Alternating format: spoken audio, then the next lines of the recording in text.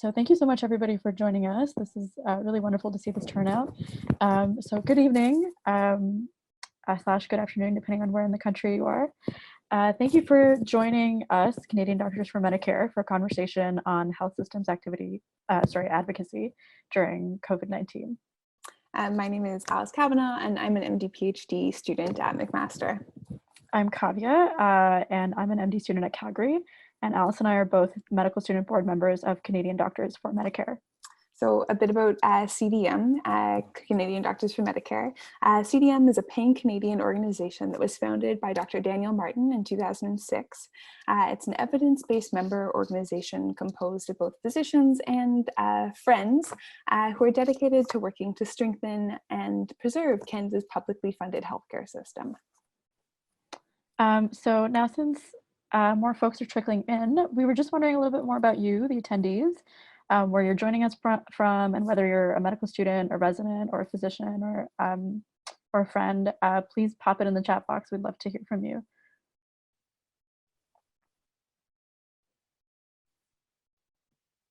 Looking at your emails earlier, we found that we had folks from all across the country. So seeing some folks in Ontario, we also had, oh, nice, from Saskatchewan. Saskatchewan, this is wonderful. Taylina, hello.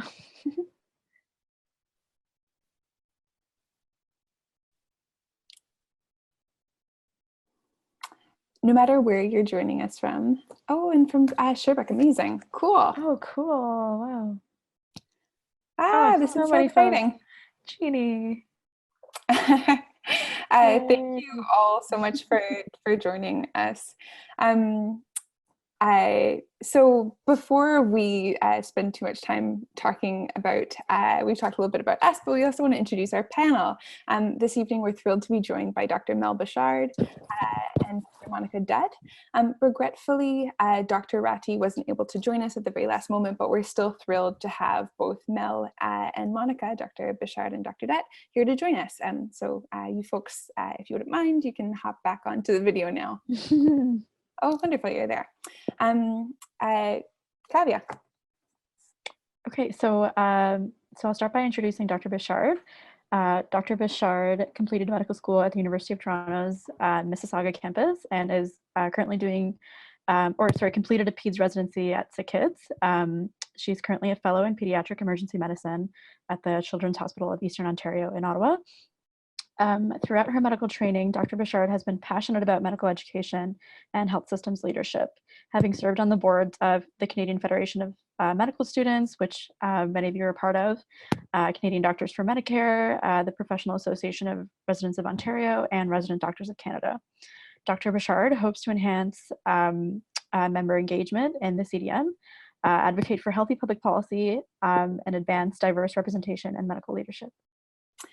We're also joined by Dr. Monika Dutt, who is currently the Medical Officer of Health for Central and Western Newfoundland, who practices as a family physician in Cape Breton, who is the past chair of the board of the Canadian Doctors for Medicare, and currently sits on the board of the Broadbent Institute, who's involved with healthcare providers against poverty, and is also involved with Cape Breton YMCA. So we're really thrilled to have both of you here to share some of the insights born of your experience. Before we get any further, I just want to draw attention to the fact that we're actually recording this webinar. We're actually recording this webinar. Okay, great. So, so the way that we thought we would structure this is that we would start with a few questions that Alice and I developed beforehand, and then afterwards we could open it up to audience questions, which I think you can share in the question feature here. I think there's like a Q&A button at the bottom of your screen. So feel free to do that, or you can personally DM them to Alice or I, whichever is your preference. And then we also have a couple of questions that were submitted beforehand that we'll address as well. Okay. Great. So without further ado, we can get to the question. Wonderful. Yeah, so we were wondering first, and perhaps we can start with you, Mel. if you wouldn't mind telling us a little bit about your training and professional practice, just to sort of get us started. Absolutely. Hi, everyone. It's so cool to see this kind of turnout on a Tuesday night. I think it's Tuesday. I don't know if we still have days of the week anymore in the time of COVID. And the question was with regard to background. Yes. Okay, great. So I think in terms of background, a lot of the educational stuff was covered in the bio. For advocacy, I think it started really early in life. I came from a working class family, and I learned very early on that life is not fair. I think all kids learn this at some point in time or the other. And I think some of us accept it in a very fatalistic sense. And I think another portion of the population, probably everyone listening in here who's passionate about change and advocacy, takes the fact that life is not fair and says, okay, why? What can we do about it? So in listening to my parents complain about government and politics in a variety of different ways, I became politically engaged through that. In high school, participating on a regional advisory committee for youth in our area. And that continued on through medical school. I had the opportunity to participate in the Canadian Federation of Medical Students Government Affairs and Advocacy Committee from basically the first few months of medical school. And that was just a career trajectory altering path. I think many of us have probably already realized in our lives how some of those little decisions can really make a big deal, and how saying yes to opportunities early on in the career can really open up a lot of doors. I was able to be the Vice President Government Affairs for 2 years, helping to lead advocacy training across Canada, and also organized a lobby day for medical students a couple of times, where we brought 70 med students from across Canada to Ottawa to advocate for things like social housing and Pharmacare with parliamentarians. And that was an amazing experience, and it really propelled me to want to continue that advocacy through residency, which of course is an interesting time in life and a busy period, but definitely it is possible to not forget some of your non-medical interests and to pursue them. So I had the opportunity to serve on the boards of Resident Doctors of Canada, the Professional Association of Residents of Ontario, the Canadian Medical Association, engaging in advocacy in a little bit more of a medical education and health systems focused manner. And of course, throughout it all, also being involved in Canadian Doctors for Medicare and looking at evidence-based health policy and how can we make our health system the best it is. So it's been really rewarding and gratifying. If anyone has any particular questions or is interested in any particular opportunities or collaborations, I'm very easy to find in DM on Twitter. And I won't talk for too long because I recognize a lot of the names from the chat, from Twitter and from real life. And I know that you all have your own amazing advocacy stories. So I hope we get to learn a little bit about them tonight as well. Thanks, everyone. Thanks so much, Mel. And Monika, the same question to you. I think that feels a little odd too, around seeing people who I know, at least those of you that I know, have done really excellent work. And I'm not used to kind of a webinar format. I've done a lot of Zoom meetings lately where there is interaction. I'm glad to have the chat. So hopefully we can interact through there. I thought I'd just kind of first acknowledge my background that's been shaped by kind of where I came from, which is parents who immigrated to Canada. They, came onto, they were settlers coming into Canada. They're, that's my background, that's their background. I now am in Nova Scotia, which is unceded Mi'kmaq territory, and I try to really be conscious of that. Although they've had some of their struggles in general, I've come from a comfortable background, and that's definitely given me opportunities that I might not have had otherwise, which I'm very thankful for, but recognizing that has been my background. And then, as a physician, not speaking for everybody, but often that does also come with, certain privileges that come with this position. So with all of that said, I was very much shaped by my mother, by both my parents. They're both good people, but my mother as a female woman of color in medicine and an immigrant, and she was a family physician and really fought quite hard for lots of things in her life. And I have such great admiration for her, and she's a significant reason why I went into medicine.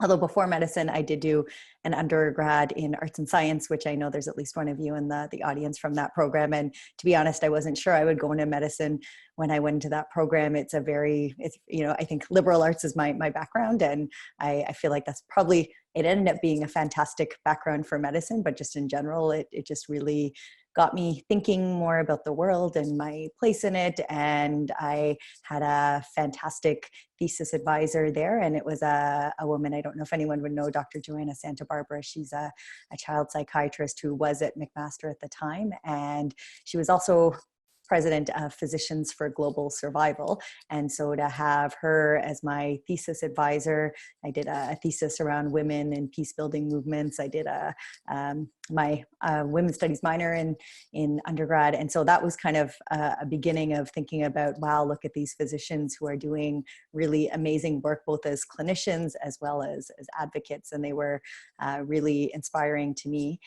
And I went into medical school, and coming from a liberal arts undergrad, I found that actually very difficult. It was a very different way of learning, I found, and I was quite, I wasn't sure I had gone in the right direction, but then again, I had a fantastic mentor there. She's recently retired, but still, I think, extremely active at Queen's, Dr. Jacqueline Duffin, who's a hematologist and a historian of medicine. And again, it's kind of a theme I found. Mentors really made me see the things you can do within medicine, and kind of using health as and equity as a lens for the work that they were doing. They, opened me up to ways that you could be a health provider and an advocate. And so near the end of residence, or the end of medical school, I found out about community medicine, now public health and preventive medicine, and realized that there was a medical specialty where, your whole job is to look at health policy and how you can improve the health both of individuals and of communities and beyond. And the program I did at U of T, you could also do family medicine. And so I did both, and I have found it to be a wonderful combination. My life has been mainly public health focused, but I've always kept some aspect of family medicine, both because I really enjoy it and because I find it grounds the work that I do in policy in my public health work. I've been involved in a few different areas, kind of both within work and again as a medical officer of health, or I've worked as an executive director of a nonprofit and done a few kind of policy related jobs. And I really loved that because I just really felt like it was my day-to-day to think about advocacy and think about what policies can benefit the health of either a smaller group or a large community. And although you're working within often a health unit structure or a government structure, which has its pros and cons, the fact that I could do that every day, for the most part, made it really great to go to work. And then as a family doctor, I've worked mainly in First Nations and Indigenous communities up until the last little while. And so that again has given me a different perspective of people I can work with and try to support often the advocacy that others are doing, and what role can I play in that. And then volunteer life has been a big part of my life, from Canadian Doctors for Medicare in particular, which I've probably been on the board more than anyone should be on a board. I think it's getting to oh gosh, maybe 11 years now. I went from board member to chair to past chair. So I think past chair will be the last when I am no longer past chair. But I have to say it's been phenomenal, and to be part of such a dedicated group and members and supporters who are all working towards kind of equitable, publicly funded healthcare. It has, we've had our ups and downs, we've had successes, we've had, many partners that we work with. And I have really found it to be a great outlet for being able to be an advocate, often in ways I might not necessarily be able to do in my day-to-day job. So stop with that and let Kavya and Alice continue. Great. Thank you so much, Mel and Monika. So our next question, we'll start with Mel again. So as an advocate for a strong publicly funded healthcare system, what do you make of how COVID-19 is affecting our health system? And what has been particularly encouraging or troubling or concerning that you've seen in regard to that? Great. I think that's a great question. I think as a pediatrician, I'm have to be an optimist. I think that it's something that's just built into us within the specialty for whichever reason. And I want to start out the answer by saying overall Canada has had a tremendous response to COVID-19. And as much as we do know there's some people who are not respecting social distancing or geographic distancing, the street is a different place and the world is a different place from a few months ago. And I've really been feeling that. And as much as it's sad to see so many businesses and places closed and to see people shuttered up in their homes, it's kind of amazing because it's something that people are not only doing to protect themselves, especially if they're young and healthy, but are doing to protect each other. And it's a big sacrifice that we're making to protect the health of our fellow Canadians. And there's something really beautiful about that. And what's more is that we're also seeing significant results. I think the last results I saw, and I'm conscious that we have an actual public health professional on the table, so I won't bring too many numbers tonight, but I think our expected doubling time at one point was around 2 days, at least in Ottawa, and then we were able to flatten it out to 8 to 10 days through social distancing and geographic distancing measures. So we've seen the curve is flattening. Definitely we're still seeing cases and we know that this is not over yet, but I think that it's shown some strength in our healthcare system. I think the strength of our public health professionals and how even in a system where politics can get very messy and very partisan, we have seen parties working together who traditionally wouldn't. Parliament relatively quickly passed a bill that would allow for emergency relief funding for Canadians. They were behaving pretty nicely and politely to each other for quite a while. And it was just a strong sensation to see. And of course, the leadership and strength, again, of our public health professionals, people like Monika, and then of course, Dr. Theresa Tam, the Chief Public Health Officer of Canada. It's been great to see all of their leadership on this and their strong, clear, reassuring recommendations. I think the flip side of that is that it's exposing the gaps in our system, some of which I don't think we fully knew were there. So one of which, of course, being nursing homes. I've heard described as the chink in the armor of our public healthcare system. A lot of our hospitals are still able to have adequate PPE, especially now that we've flattened the curve. A lot of our healthcare professionals are feeling as though they have the support that they need to do their job every day. I can't speak for everyone, but I know at my own hospital, morale is still definitely high. And if anything, times are more relaxed now than they were pre-COVID, especially in the pediatric emergency department. Our numbers have really declined right now as well. However, in nursing homes, it's not always the case. We're seeing huge outbreaks there. We're seeing transmission amongst staff. We're hearing from staff that they don't always have PPE available. And definitely this is not the entire reason, but I think that it does show nursing homes, which are largely run on a private basis, don't have that same ability to coordinate and rapidly administrate as quickly as the institutions within our public healthcare system. I think we're also seeing as well vulnerable populations and how it's just not possible to socially distance if you're in a shelter.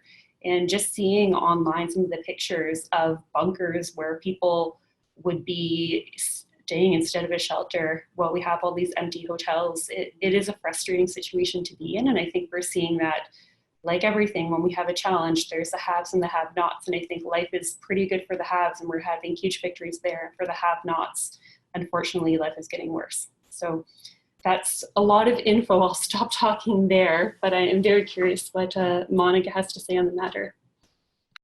Yeah, thank you so much, Mel. And same question for Monika. I'm trying to follow your order of questions, so I just make sure you're asking me question 3 and not question 2. Is that right? We're asking you, yes, I think it's question 3 on here, as advocates for a strong publicly funded, that one. Okay, then I will focus on that. I think Mel said a lot of it really well. I was thinking about some of the good things that have happened. I think probably many of you and us have seen how virtual care, after a lot of, trying to get things changed in a system, was able to change. There's definitely lots to work out and, details to work through. But I practice family medicine in Nova Scotia, and, within a few days, we're using Zoom, had my Zoom account. I'm seeing patients both by phone and by video, and I've never done video appointments ever. So that was a significant change. And, from billing codes to things that normally take a really long time to change, that happened quickly. I think kind of the building on Mel's points around long-term care, also seeing how things there can also be changed quickly, whether it's paying decent wages and just deciding that is how it's going to be, or, you know, private facilities being run by a provincial government, you know, things when there is a decision to have them happen, they can happen and they get done. And so these are, again, hopefully things that will continue on in some way into the future. I think in terms of strengths of a publicly funded system, it was interesting to see, you know, for example, in places in the US where privately run hospitals were essentially then said, you know, I can't remember if it was the US, but, you know, you will be run, no, it was Europe, but countries that decided that privately run hospitals or privately funded hospitals would come under government oversight, just recognizing the fact that if you're trying to make a wide change across the system, it's quite difficult when you have a number of different governance bodies. And how do you translate, you know, one policy change? It's hard enough to get that under, you know, one health authority in different sites, much less, you know, a bunch of different places run by different people. So I think both the actual delivery of care in a publicly funded system, that kind of showed how much strength there can be. And even things like data collection, like it might not be at people's, you know, front of mind, but the fact that we have, you know, there's still separations between systems, but the fact that we can have these coordinated ways in how we collect our information, how they go to the federal level, you know, there's a lot of strengths that come with having, you know, a provincial, territorial, and federal systems that communicate with each other. I think those are the main things I was thinking about. Let me see. Yeah, I think those were kind of the main points. Just how we've been able to communicate decisions across an area, whether it's for personal protective equipment or, you know, outbreak management. I've just really been thankful for the fact that we do have a coordinated, publicly funded system where we are, you know, be able to make those decisions and, you know, have them implemented relatively quickly across an entire system. Thanks so much. One of the questions that came from the Q&A that we sort of sent to attendees beforehand, and just as a reminder to everybody who's tuning in, that we have a Q&A box that we'd love for you to submit your questions to, so that we can make sure that our panelists are answering. But one of the questions that came out of our Q&A was pertaining to how COVID-19 is affecting marginalized communities, and the health systems level interventions that you think could be important for addressing this. Perhaps it's not fair because I'm asking you to think on your feet, but Monika, I'd be really interested in your thoughts, and we can turn to you after Mel. It's okay, that takes me back to your question too, because I kind of thinking about things that were some of the, you know, there's the exciting parts of the work, and then there was the really hard parts of the work. I was thinking kind of the good parts are that, you know, as a public health physician, these are the kinds of things that you train for. You know, you don't want it to happen, but it's something that, you know, you want to do well. I've always found communicable disease issues, although I tend to really like the kind of social determinants of health policy side. If you don't do the communicable disease stuff well, you kind of lose all credibility as public health. So that's been, you know, it's been good to be part of the work. At the same time, I found it personally really hard at a both policy and family doctor level, but at a policy level, even having some small part in, you know, enacting and recommending policies that have really difficult implications for people, whether it's related to jobs or, you know, asking people, as was said, to do things that they may not have the supports to do. And people are put at risk for a whole range of different reasons. But, you know, in this moment, they are at risk, whether it's from lack of housing or, you know, precarious immigration status or a whole range of different things. So I have thought about that a lot from, you know, seeing how a policy that's decided at a provincial level, what that means at an individual level. And that's where I found the family medicine side. Like I work with patients, you know, who don't have phones often. And so now when they're not supposed to be with others. They need to take their phone appointment at someone's house, which they shouldn't be doing because they shouldn't be, at someone else's house. But what are they going to do? Or they're at the pharmacy because the pharmacist lets them use the phone. And so there have been a lot of struggles. I work in Sydney, Nova Scotia. It's about 30,000 people. So it's not super small, but it's pretty small. And people depended on the downtown businesses for washrooms and Wi-Fi and, just day-to-day basic things. And they don't have that access because the library's closed and businesses are closed. So kind of seeing that, but then also being able to have a part in hopefully creating these policies. And it goes far beyond me, but at least trying to put a voice to that whether it's, how we're collecting data to make sure that we are capturing the fact that COVID-19 has inequitable impacts and using that to have interventions at this moment, as well as in the future, being able to look back and say, this is what we saw with the impacts both of the policies as well as the disease itself. There's definitely structures in place to try to get at all the inequities that are coming out, whether, government always does the best job at addressing them isn't always the case. But I will say, kind of from being a bit more on the inside, knowing that there were a lot of people who really care about these issues and are really trying to bring in the voices of people who are impacted, as well as, in their own personal work and trying to make changes.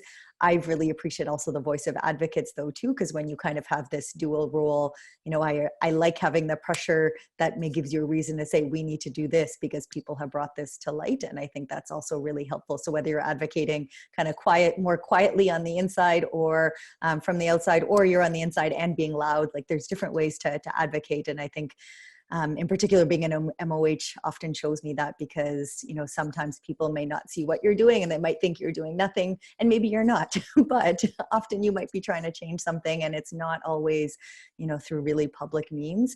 But the collaboration between, people who are the vocal advocates as well as people who are trying to make change within a system, I think is really important. But yeah, there have been such inequitable impacts and people who are really, really struggling. And yeah, I very much am trying to find ways to create or at least contribute to ways to address that. So we've had things like, people who didn't have places to self-isolate. It's a much smaller number that I'm dealing with than say in downtown Toronto, but, we arrange hotels. We're really trying to, make up for things that aren't there, at least in the moment, but we really need the long-term policy changes so that people aren't in these situations in the first place. Yeah, thank you so much for that answer. It strikes me that COVID-19 and the implications for our healthcare system have really helped to sort of shift the problem field that people think about when they think about what health and illness, or how health and illness are constituted. That people are talking about housing in a different way than they were, 2 months ago. So in terms of excitement, there's some excitement in seeing our problem field shift, but also knowing that there's a tremendous burden of suffering that's also associated with that is I guess, it sounds like it really motivates you to do the work. Yeah, Mel, perhaps you have any, what are your thoughts? Not too much to add. In terms of supporting the marginalized communities as we face this ongoing COVID epidemic, one thing that has come up that I would not necessarily have thought of is, given all the reduced transportation that we have, getting physicians to where they need to be, especially to more remote communities, is going to be more of an ongoing challenge. And I have a friend and colleague who does a lot of locums in rural communities who really struggle to get to their current placement because so many flights were being canceled and it was very uncertain. And as much as there still are some ongoing opportunities for essential workers, I think we're going to need to really think about how we can have a long-term plan and just really moving our essential workers so that people can get to where they need to be. Like we've mentioned, I think having a housing first policy is even more important now than before. It's something that I think many people have been advocating about, but there's that extra urgency with COVID, and I hope that that can be good motivation because it might motivate some good change quickly. I think supplies as well, getting these to remote and marginalized communities will be really important. We know that there's communities in Canada before COVID-19 that did not have reliable access to clean drinking water, let alone things like hand sanitizer or access to sufficient ventilators should somebody fall gravely ill. So these are the things that do worry me. And I think that the one nice thing about COVID-19, don't want to say it's a nice thing, but one potential good opportunity for us as a society is the ability to really light the fire to solve these problems, to not just say, oh, yes, homelessness is a problem, it's a big one, we're working on it, but to say, okay, we need to solve this now, because not only is this really important for those marginalized communities who are suffering, but also because when it comes to public health and infectious disease, having it anywhere in the community puts everyone at risk. So even if you are the most selfish person ever, it is still to your detriment to have communities where there's rampant transmission, where people don't have supplies. So we're really in this all together now more than ever before. And as a final point on that note, I think that we've also seen some beautiful examples of that community coming together. There's no way that our public health officials and government and care providers can help everyone that needs to be helped. I think we've seen medical students and others in their communities putting together initiatives to help do groceries for people who can't do that right now, or for people who are immunocompromised, checking in on elderly friends and neighbors. All of these things can be done by anyone in the community without any medical training, and I think they can really make a world of difference in terms of supporting each other throughout this epidemic. So I hope to see more of that happening. There's a great podcast, I don't have any stock in it, called The Happiness Lab, which talks about evidence-based ways to make your life better and more fulfilling and happier. And one of the major ones is helping others. And they did a whole feature on university students who were going out of their way to help others, and just how personally gratifying they found that. And just hearing from people who were affected, who were able to receive groceries, or to even just talk on the phone to these young people when they're lonely, makes a world of difference. So I hope we can keep that up. Wow, I listen to our COVID podcast, so that sounds like a better change. Great, thank you both so much for that. I think something that Alice said about like expanding the scope of what we like find like doable by a public healthcare system because of COVID is like, I think really, really cool. It reminds me of the Overton window, which is like what we find feasible in politics, or what we like find acceptable in media.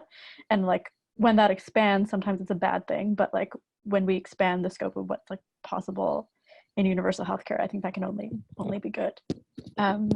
So our next question is more about the work of CDM itself. So we'll start with Mel again. So how does CDM's recent work, so that whether that's to do with Pharmacare and some of the advocacy you've done around that specifically, Mel, or can be, and if you could, either if you could maybe give a sentence or two about what the Can Be trial entails. So what is the role of all of that work done by CDM in upholding public health care, and how does that fit into the current crisis? Maybe I'll start with Pharmacare, and then Monika can add to that and talk about Can Be and the public healthcare system in general. I think with Pharmacare, it's hard because I don't know if everyone knows this, but we had some great gains on Pharmacare beforehand. The Standing Committee on Finance, which is a multi-partisan committee of the federal government, had actually recommended for the first time ever in February of 2020 to include first dollar universal single payer Pharmacare within the next federal budget. So whether or not that recommendation will be followed through on is still up in the air, but there was definitely that political impetus there in a stronger and I think more tangible way than we've seen. And that's a result of the work of many organizations, Advocacy. CDM, I know, has definitely been vocal in that, but there's been so many partners working towards it, many medical students having a strong voice as well.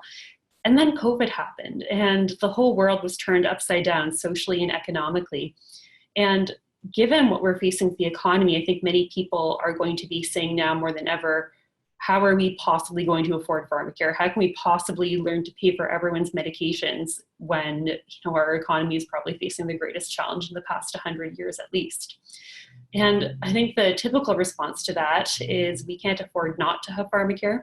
CDM has a few of these resources on our website, and if not, I'm always happy to tweet and to share. But Canada, I think, pays third highest drug costs in the world right now, because we're really not getting the most value for our dollar. We could be bulk purchasing, we could be getting more generic medications, we could be getting more evidence-based medications and having one single simple formulary, and we don't. And all of that is contributing to waste in the system. So in terms of areas where we might be able to streamline and reduce waste, Pharmacare might actually help us with that as we face the economic challenges ahead. Of course, there will still be a great deal of finances required to start up with Pharmacare before we start seeing these economic benefits tangibly. So it is still going to be a major barrier that we will face.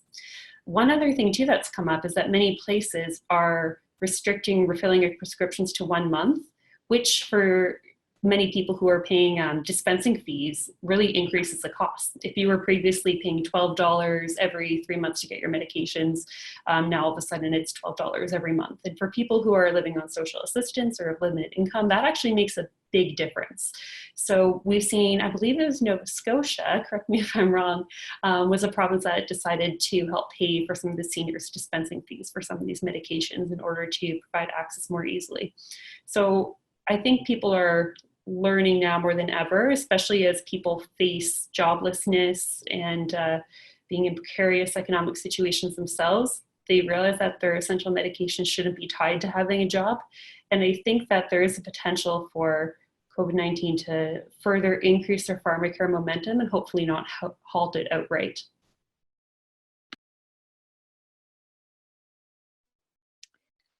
Funny, I work in Newfoundland in my head all day, although I'm in Nova Scotia. So I know that Newfoundland is paying for the dispensing fees for people on the provincial kind of Pharmacare program. And there has been a lot of back and forth around that just because there are legitimate concerns about the supplies of medications, but at the same time, absolutely the dispensing fees are a huge burden. And at least in Newfoundland, Labrador, it's the people who don't fall under the provincial program who still would have trouble affording the fees that it's an issue. I don't actually know what they're doing in Nova Scotia. I should know that, but I am much more up to date on Newfoundland and Labrador news. The Cambie court case is a case that Canadian Doctors for Medicare has been involved in for many years, and it's horrible. I can't remember what year it started in, but it's been several years now, and Canadian Doctors for Medicare has intervenor status, which means we're able to have witnesses, to name witnesses to speak in the court case. And right now, essentially what the court case was about was a kind of a group of corporations that was led by an orthopedic surgeon in BC named Dr. Brian Day. And they would like to challenge a few different things. They essentially would like to overturn the fact that physicians who are still part of the publicly funded, who work in the publicly funded system are not able to charge patients directly out of pocket for publicly funded services. And what they argue is that they should be allowed to do that, to allow certain people to be able to reach the front of the line and pay out of pocket and access those services. And essentially the Canada Health Act very strongly discourages any kind of things like user charges or user fees or extra billing. So essentially asking people to pay extra to access publicly funded services. So they wanted to do a few different things. One is they're asking, or they're fighting to be able to work both in the public system as well as the private system. So right now in BC, you could decide to leave the public system completely and work privately and charge patients for the care that you give. But the physicians involved in this case have decided not to do that. They would like to remain within the public system and still be able to charge patients directly. So if they were able to do that, if the decision goes in their favor, that would have significant implications across the country for access to publicly funded care. If the fact that you could pay for it would let you get ahead of other people, clearly that would disadvantage people who can't pay for that care. And so right now we're waiting for the final decision on the court case. It's been a long drawn out court case. And so probably whatever happens with the decision, it will likely go to the Supreme Court of Canada. Whoever wins it, the other side will likely appeal against it, whether it's the Attorney General of BC or the Cambie Surgeries Corporation, led by Dr. Brian Day. So we're kind of waiting for the outcome of that. But Canadian Doctors for Medicare has been very involved with that case, just because the implications of that case are so vast. It would completely change the nature of our publicly funded, equitably accessible system, for a whole range of reasons. One of the significant ones being we are right beside the biggest private healthcare market in the world, and I'm sure there would be many companies that would be more than happy to come into Canada. And we already see a lot of kind of what happens when there are services that are not covered under publicly funded care. For example, long-term care facilities. When we have these different ways of accessing really necessary basic care, it is clearly resulting in inequities in terms of what kind of standards happen with that care. So it's not necessarily, that's not the only issue that might arise, but if we're able to provide publicly funded quality care, that's, I think, where we should be focusing our efforts. Thanks so much for your comments, both of you, and in contextualizing the work that CDM has been doing. We're sort of shifting now into the Q&A part of our conversation, and I'd encourage folks who are who've joined us to submit your questions via Q&A. First, we wonder what you would recommend or what advice you might have for students who are newer to advocacy, and what advice you'd have maybe perhaps more generally for trainees who are interested in getting involved in health systems advocacy.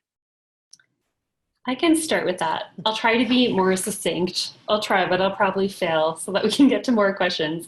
I think number one would be to join Canadian Doctors for Medicare, of course, in a totally unbiased position. It's really easy to do on our website, and essentially entitles you to more regular updates on our organization. We'll keep you notified of any opportunities for advocacy within your region or help that we need.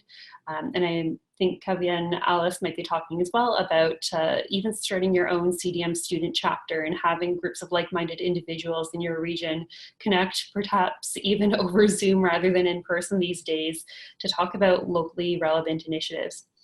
I think another general principle too that's really good early in your career is to try and say yes to many opportunities. Now, of course, we need to protect our wellness. So the test that I always use for myself is, does it spark joy?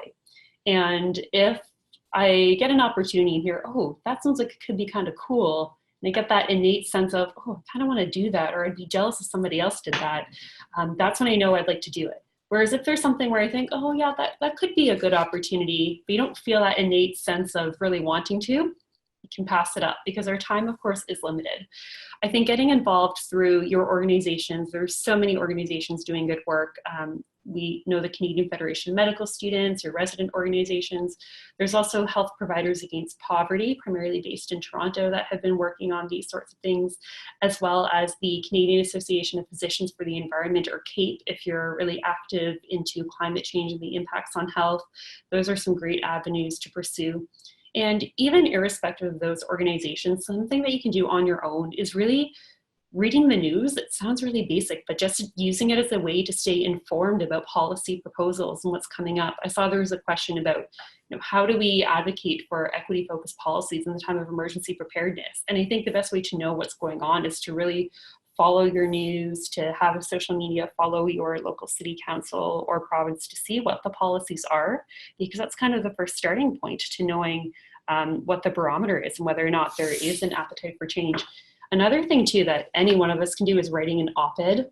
I used to think that you needed to be extremely qualified to write an op-ed, but if you read like 40% of them out there, they're just people's random opinions. That's why they're called opinion editorials. So if you're a person with an opinion, you are qualified to do an op-ed.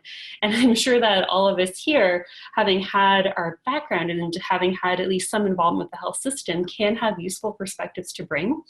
If you'd like support with that, another potential advantage of being a CDM member is we do have some contacts, mentorship, and support, and people who could probably help read your op-ed and give you advice on it, or even help co-author it with you if you do have an issue that you're passionate about.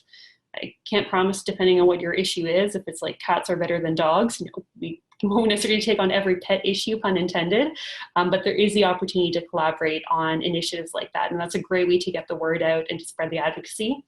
And then last but not least, donating to your nonprofit organizations, whether or not it's CDM or even thinking of your local food bank. I try to remember now when I go grocery shopping for myself to think of giving something to the local food bank. We know that people who were struggling before to afford foods and had food insecurity will probably feel that even more so now, with so many supplies being limited and access to grocery stores being limited as well. And there's going to be likely more people who will become food insecure as we face mass joblessness. So I think if you are in a position where you're able to give anything, that's great. And if you did want to give to organizations like Canadian Doctors for Medicare, that's also great too. Snuck that in. I know you're much better at the pitch than I am. I think you've covered all the Canadian Doctors for Medicare points. I feel like I don't have a lot to, well, maybe I'll add. Like, I think we're always looking for ways to involve students and residents. And I think it's an organization that if you had an idea and are willing to put some time into it, we can support you on it. So I think there's the formal board positions, but there's other ways that, yeah, if you wanted to write something, if you think it fits under CDM's mandate, we've had, op-eds and other pieces under, names of members because they know their community. And especially if it's a local issue or even provincial, you might be the best person to write it. And sometimes, having an organizational name beside your name does help to give that more influence. So, think about things like that. If there was an issue you wanted to speak on that you felt like would be relevant to CDM, we'd definitely be open to hearing that. A few other things I was thinking about, just ways to get involved in advocacy. I found, as I said, having mentors incredibly important. Mentors and a network. So first, people that you look to, that you admire, and that ideally, are people you can talk to and go to advice.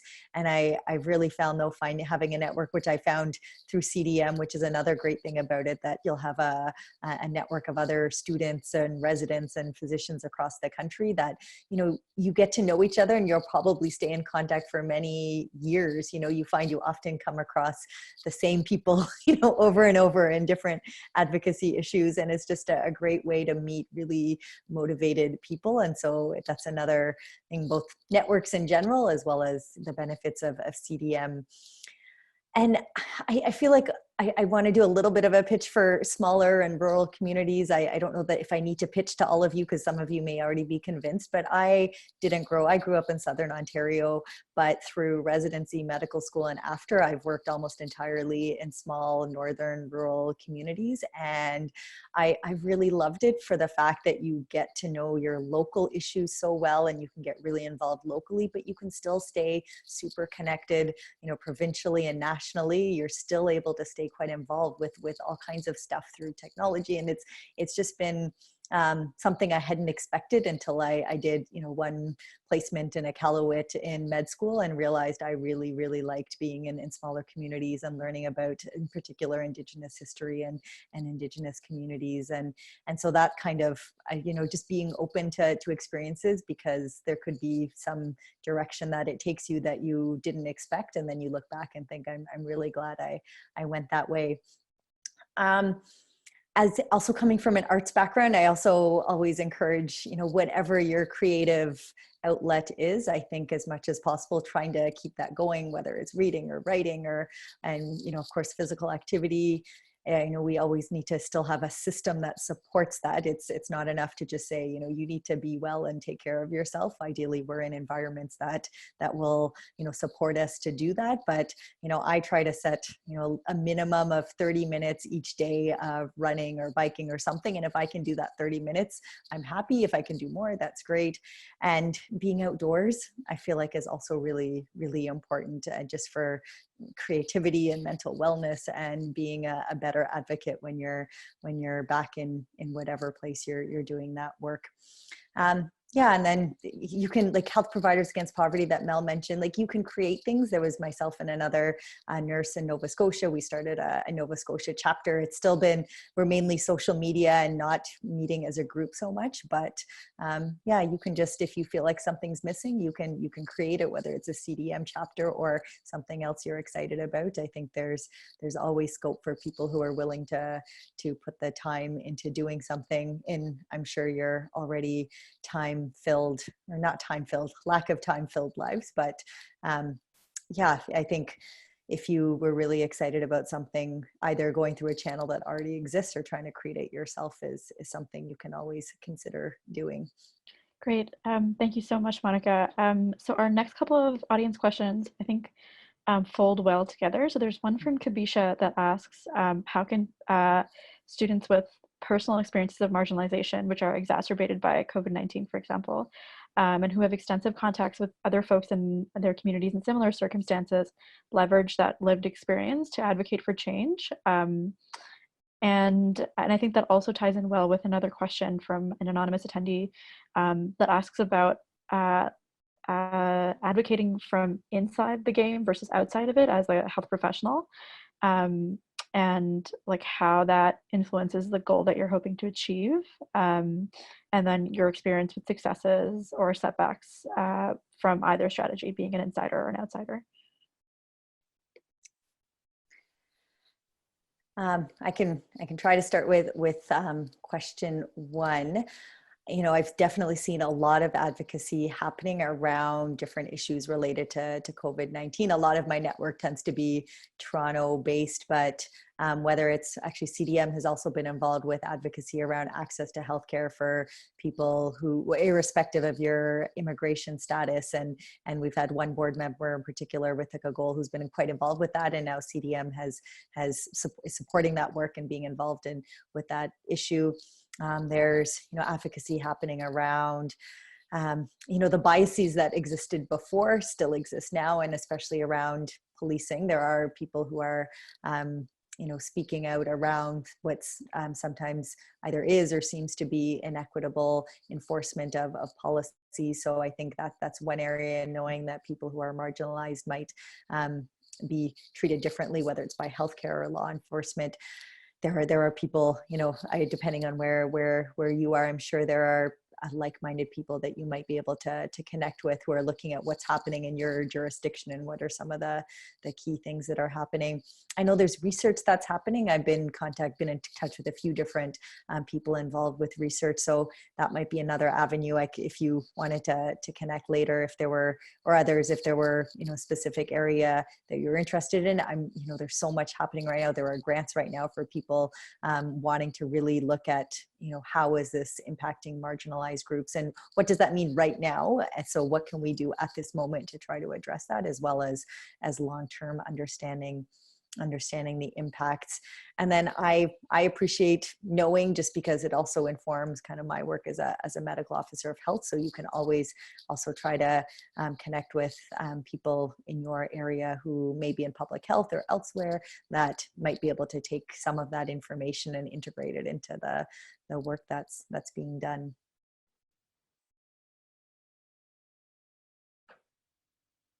The last question that we wanted to sort of... Oh, I'm just going to say, I was going to leave the second part of that question. There was more that if Mel wanted to answer, so I don't know if there's not much time, but we didn't answer the second part. Did you want to say anything to that, Mel?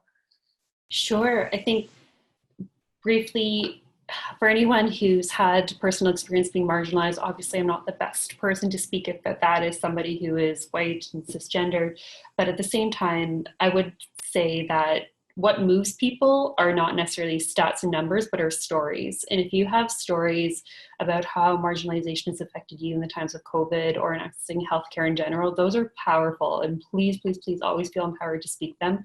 I know that our current power structures are not always supportive of that, but hey, CDM wants to also help you dismantle those power structures as well. So we were always happy to help amplify voices that have not traditionally been amplified, especially if it aligns with our key messaging. For those who are afraid of sounding tone deaf during the pandemic, I think it's very easy to tie a lot of your goals of your advocacy initiatives, even if they're not directly related to COVID-19, to COVID-19. So for example, Pharmacare, the issue of dispensing fees came up, the issue of impending joblessness, and how now there's going to be more people without access to essential medications. We can make some of these challenges tie into our current issues. And then for the last one about insiders versus outsiders, I think that's very challenging. There's always going to be that locus of control. Knowing the person or organization that makes decisions is really important. A lot of people misdirect their advocacy, I think. And I think it's always good to try and make the other person or organization think it's their idea. Meaning you have to be aware of what their goals and objectives are and what their priorities are, and then show how your priorities are aligned. So for example, I will completely change my tone in messaging about the utility of Pharmacare, depending on whether or not I'm speaking to somebody from NDP or Liberal or Conservative or People's Party of Canada. Just kidding about the last one. But still, I think it's really important to know your audience and to tailor your message for when you are that outsider trying to advocate your way in. Yeah, I'll just add, I think of advocacy as kind of this spectrum that goes from, protesting to, a conversation one-on-one with someone. And I think it's thinking about, what are you trying to achieve? How do you want to do it? What is your approach? And, what's the best way to get to that goal? Because, depending on where you're working, a meeting with a minister might accomplish some goals, being part of a grassroots advocacy, which I think ideally everything would come from grassroots and come from people who are demanding the change. But depending on where your position is, you might be able to work in different ways. So I think in any position we're in, we tend to have some level of influence. I think it may vary in different ways, but as Mel was saying, I think it's that weird dynamic of not wanting necessarily that power dynamic to exist, but being part of it at the same time, and both trying to dismantle it, but also use it to our advantage to make change. Thank you so much for that. Speaking about grassroots work, my favorite fact is that the word radical literally means to come from the roots. So by logic, you would follow that the most radical work happens at the grassroots, or happens at the roots of any society or organization. So another question that we have here from Dax is, has CDM been looking into or advocating for federal health and human resources planning? I think that's what that stands for. If so, what have been the challenges? I can jump into that. Yeah. Yeah, no, it's not something that I've worked with CDM. It's not necessarily directly related to the work of CDM, although of course with all things in healthcare, it's all interconnected and definitely can have an impact on an evidence-based healthy system. I will say in other organizations I've worked with, like CFMS and Resident Doctors of Canada, it has been a huge focus. I've spent years on the Physician Resource Planning Advisory Committee, PRPAC, which was a subset of the federal government having representation from various national medical organizations, including CFMS, that essentially had created a model to anticipate the requested supply and anticipated demand of physicians going forward. Unfortunately, I think there are some issues running into how that model would be housed, and I think the work is still going on. I can't speak as I'm no longer on the committee, but I think there's definitely a good work happening there. I think there's continued urgency on the part of many organizations because they're really wanting something faster. But I think organizations that are really leading that charge, it's a main priority for the Canadian Medical Association Board, and they're well-resourced and eager to look into the issue. And I'm glad to see that it is still, even 9 years after I joined the CFMS for the first time, still on the agenda. There's good and bad things that it's still on the agenda. I'm glad it's still a concern. Unfortunate that it still has to be a concern, but I'm always happy to chat about that one-on-one or over Twitter as well too, if you'd like to talk more. Thanks so much, Mel, and thank you so much, Monika. We so appreciate you taking the time to speak with us, and to all of the attendees who were able to join us today. Yes, thank you so much. We really appreciate it. So I think the last thing is maybe just talking a little bit about if, before we all wrap up, if you are interested in opening up a CDM chapter at your medical school, please hang tight. Alice and I can I think we have all of your emails from when you all registered for the webinar. So Alice and I can reach out to folks tomorrow and like share some resources about potentially starting a chapter at your school if you think that yourself and some like-minded classmates would be interested in participating in some of this work. So I think that's all. Am I missing anything else? No, that's it. Thank you so much to all of our participants and of course to our wonderful panel. We so appreciate you taking the time to share your insights with us. Mm-hmm.